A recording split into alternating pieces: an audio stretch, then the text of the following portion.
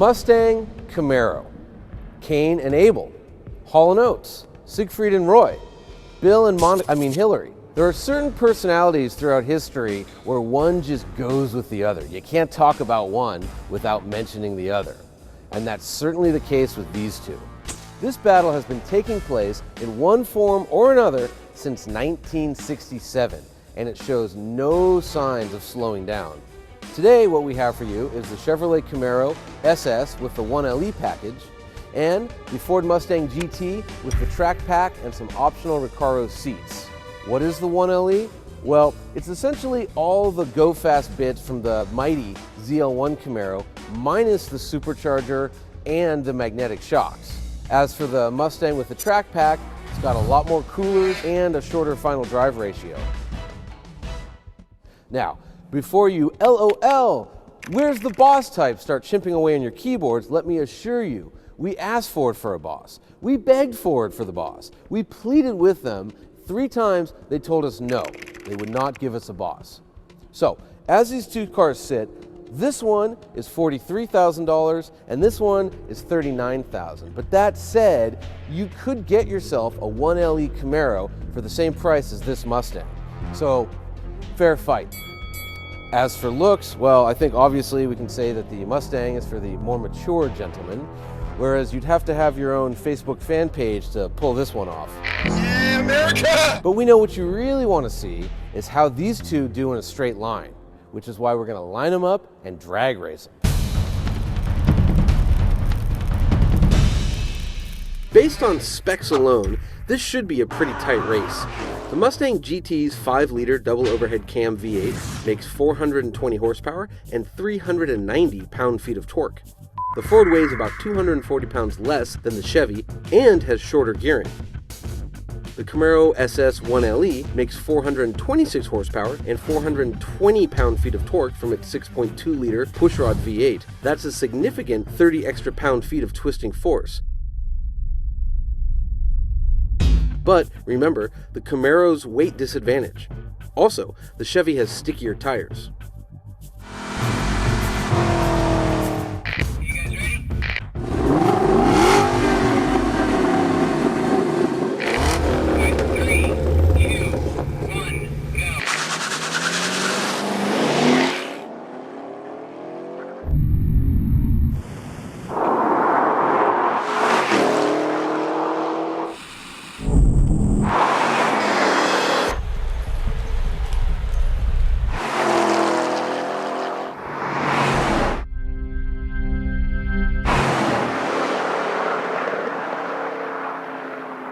The Camaro just edges out the GT to 60 miles an hour, hitting the mark in 4.3 seconds compared to 4.4 seconds for the Ford. However, the GT's hard-charging Coyote power plant and lower weight sees the Mustang crossing the finish line in 12.7 seconds, the exact same time as the Camaro SS. The Ford's trap speed is fractionally better, 111.9 miles per hour compared to 111.8 for the Chevy, and that equals 1/10 of 1 inch. A decent layer of dust on the nose of the Camaro would make the cars dead even. Now, that's how we used to compare pony cars to each other back in the 1960s. And this one would be a tie. Today though, things have changed. These two are as much track toys as they are street cars. So, to fully determine the winner, we took him to one of the curviest tracks in the West, the streets of Willow, to sort out what's what. Okay, here we are on the streets of Willow in the Mustang GT with the track pack going down the big straight. And we know that the two pony cars are identical in a straight line. We also know the Mustang's lighter, so you think that lightness is going to really pay off on the track. I'm here to tell you it doesn't. This car has a lot of problems. For one thing, the shorter gears, they're not optimal. Give me an example. We're coming out of 2 here, and whoa, and I'm flat in 2 and I'm at red line already. So I got to go into 3, but if I'm into 3, that only gives me 3,500 RPMs, not in the thick of the power band. So the gear spacing, it's spread out too far. The other big problem with this car is secondary body movements, man. This thing just hops and bounces and dances around, and you're constantly fighting with the car. Instead of paying attention to where you're supposed to be going, the racing line, looking ahead, all that good stuff, you are just struggling to keep this thing in a line you want because it just moves every direction, seemingly all at the same time, which is too bad. You know, before we started recording what we're doing right now, my colleagues and I went out and did a few laps, and Rory Jernicka was behind me in the Camaro. We're, you know, evenly matched as far as drivers go, and he was really gaining on me. So I think, okay, time to drive faster. And the second I got on the power, man, the back end slide out. I got myself into a little bit of a tank slapper. And we know it's very good in a straight line. I know it's a really good street car, but man, it's just not a good track car. Which is too bad, because I like a lot of things about the Mustang, but there's just no confidence in this thing. God, it is fun though. Before we get started, I want to just talk about a couple things. One is that I believe our own Frank Marcus once called me a notorious Camaro hater. And I was never a big fan of the last Camaro SS. In fact, it's the first car I ever drove off the track at the Streets of Willow. But GM did a big refresh on the 2012 Camaro. They really fixed up the rear end. Some of the problems still remain, like this side glass, which has to be the shortest in the industry. That said, as you're about to see, this is a pretty good car. All right, here we are going down the straight. Great acceleration. And unlike the Mustang, you can really bang this shifter home. It's a great shifter, and they've done a wonderful job with the gearing. In the Mustang, you're never really sure on the Streets of Willow what gear to be in. Second, you're at 7,000 RPM, banging off the limiter. Third gear, you just don't have enough power. Here in the Camaro SS, you can kind of run most of the track in second gear, and you're right in the thick of the power band. They've done an excellent job with the gearing and the spacing, and even when you're going pretty quick, you still have 2,000 RPMs left to play with. The other thing is, this car is so planted. They've done such a good job on the damping that I can just concentrate on the racing line. I can look where I want to go. I'm not dealing with a squirrely car like in the Mustang. It's amazing. Here we are in 2012, and you can have such a thing as a 4,000-pound track car. Now, it's got a lot more grip than the Mustang because it has much bigger tires. Mustang's 255 at all corners, Camaro's 285. But that extra weight of the bigger wheels, it really pays off in grip and, more importantly, driver confidence. I just feel like I can push this thing so much faster. My top speeds are higher, braking's better, cornering's better. Although I will say the Mustang turns in a little quicker, and that's a little fun, but it's a little hairy on the track. This sucker, you can drive it all day. This is probably my 15th, 16th lap, and I can keep going and going and going. I'm so impressed at what Chevrolet has accomplished here.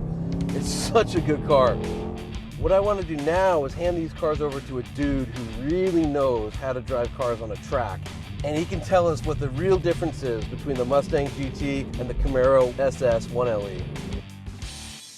The one and only Randy Pobst. Before I turn you loose in yet another iteration of the Mustang versus Camaro saga, I want to clear up a couple of points that people bring up from time to time. And one of them is the Mustang still has a solid rear axle.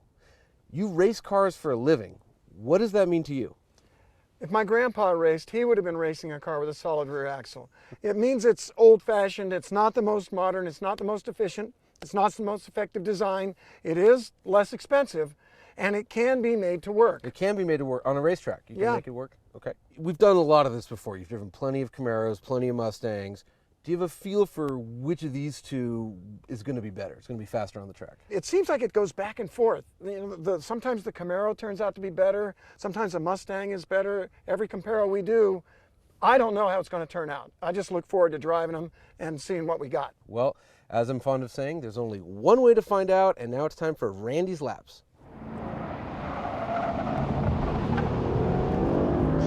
Going through the gears in the Mustang GT track pack, comparing it with the Camaro 1LE. The Mustang has got low gearing.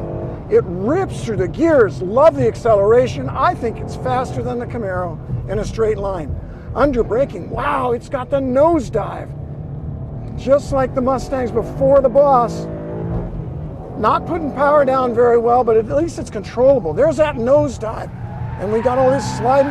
Look at that. I can just drive it sideways like a drifter. But at least it's controllable.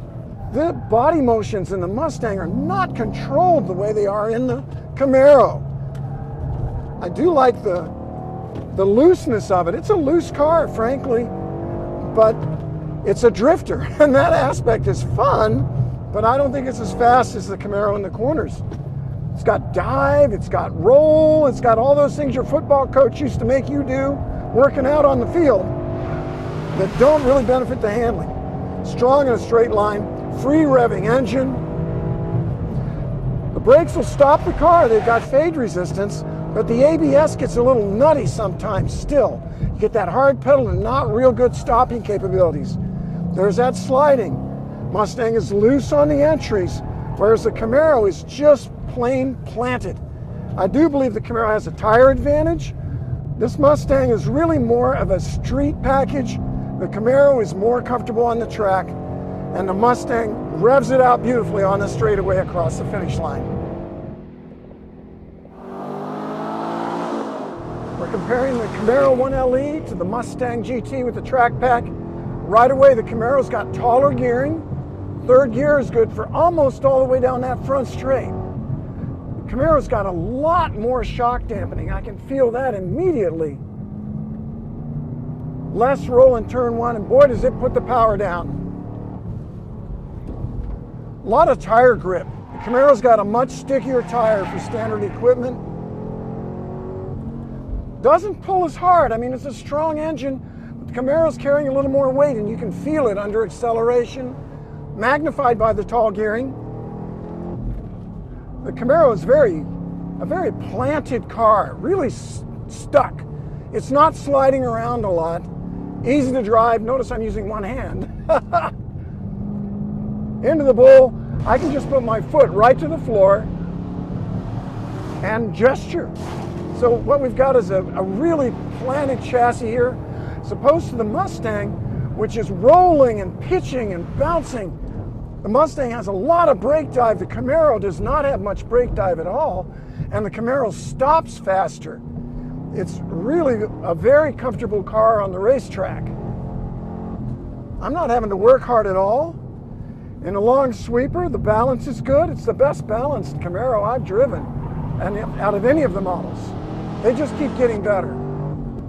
Across the finish line in third gear, it's a better handling car than the Mustang. Thus concludes our head-to-head. To summarize, you put these two pony cars on a drag strip and they are dead even. However, throw them on a racetrack, advantage Chevrolet. Actually, it's not an advantage since the Camaro is over 3 seconds a lap faster. That's a slaughter. That means they're not even the same class of vehicle. In fact, the Camaro 1LE is closer in performance to a Nissan GTR than the Ford Mustang is to the Chevy. It's not just a victory for Chevy. Ford got their ass kicked. Thanks for watching. See you next time.